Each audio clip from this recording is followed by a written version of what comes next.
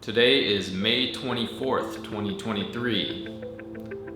And if you aren't familiar with my testimony of how I discovered Jesus and became a believer after living a life of debauchery and alcoholism, drug addiction, all of that stuff, there's a video where I go really in depth into it. But one of the aspects of my conversion was that I began reading the Bible. And I just started at the beginning in Genesis and read through it chronologically like a book. I didn't even realize there were other places you could start at the time. I just thought it was one big story, and it kind of is, but it's a little different than that. But ever since then, every year, I've endeavored to read through the Bible again, and I just start at the beginning and go through it chronologically. Well, a couple years after my conversion, so probably my third time going through the Bible, I received an email one morning. And so I woke up and I looked at my phone and I had this email notification. And it was from this woman who I had met a couple times, didn't know her super well, and I hadn't talked to her in months. And so this email was just kind of out of the blue. And the subject line said Ezekiel 37.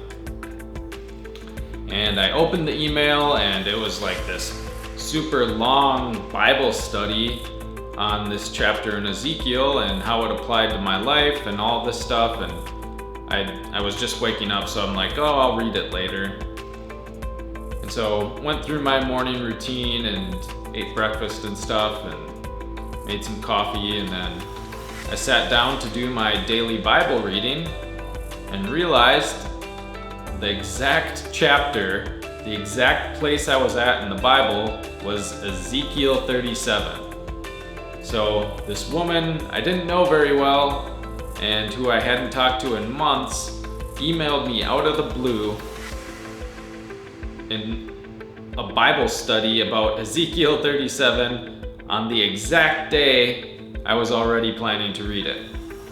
So I was like, okay, what's going on here? You know, I got like this overwhelming sense of awe as soon as I realized that. And so I read through this chapter in Ezekiel, and basically the prophet Ezekiel's standing in this valley and there's dry bones all over the place.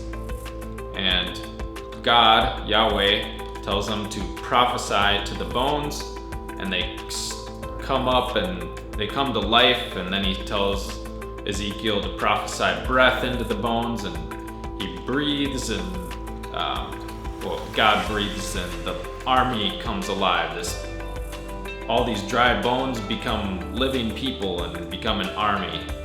And so it's a powerful passage. It's not like some obscure genealogy or something. It's about the resurrection.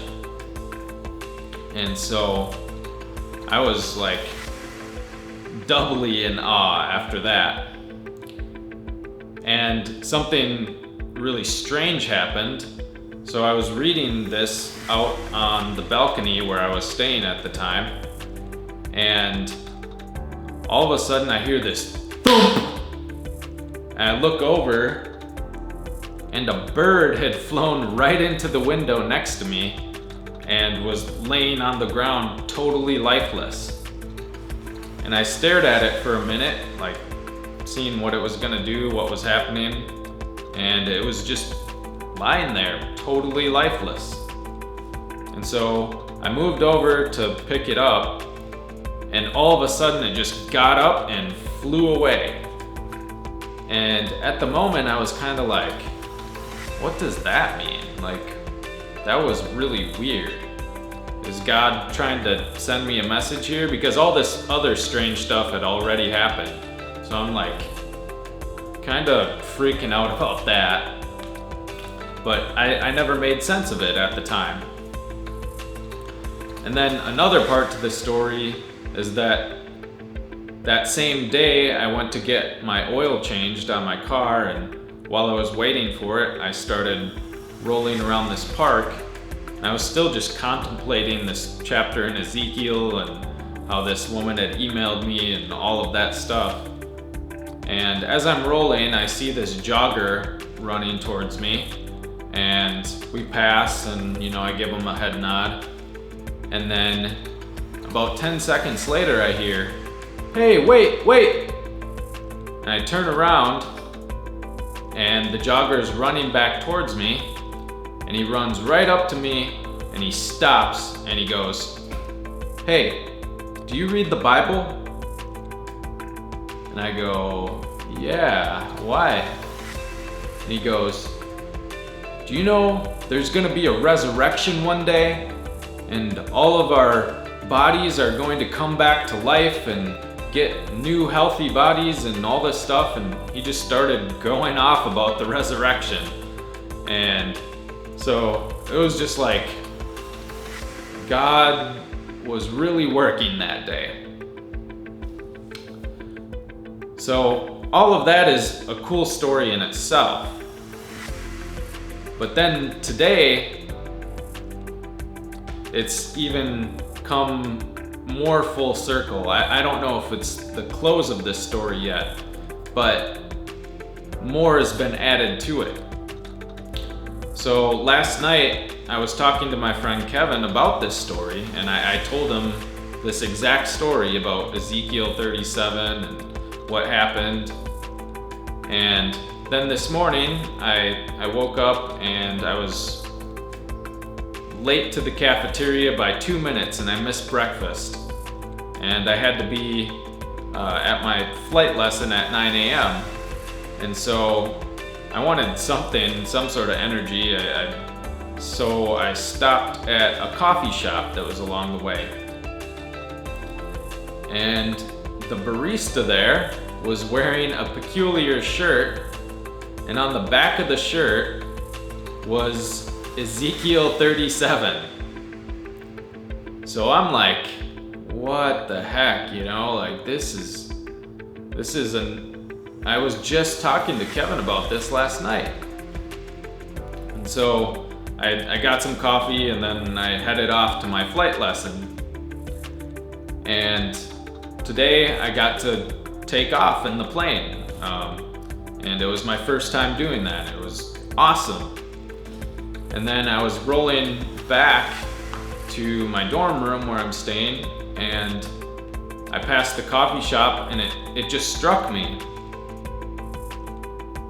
I'm like that little bird that I encountered the day that this whole Ezekiel 37 episode happened. I was dead in my sin, living a life of destruction, and God brought me back to life. And that's what that Bible study was about that the woman sent me. But even more so, here I am now, learning to fly. I literally just took off in a plane for the first time this morning. Just like that bird that was lifeless, and it got up and flew away. And so it was kind of like God was just confirming this, 7 years later. And he did it in such a powerful and remarkable way, in all the places he's led me that brought me to this moment. And so I'm just kind of in awe of what God can do.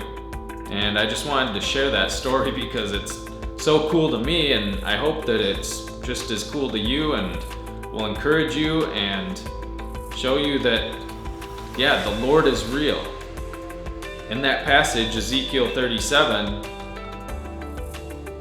all the stuff that God does, at the end he says, "Then they will know that I am the Lord." And so all of this stuff was so that people would know God. And so I'm telling you this now so that you can know that Yahweh, He is the Lord. Jesus. He is the Lord.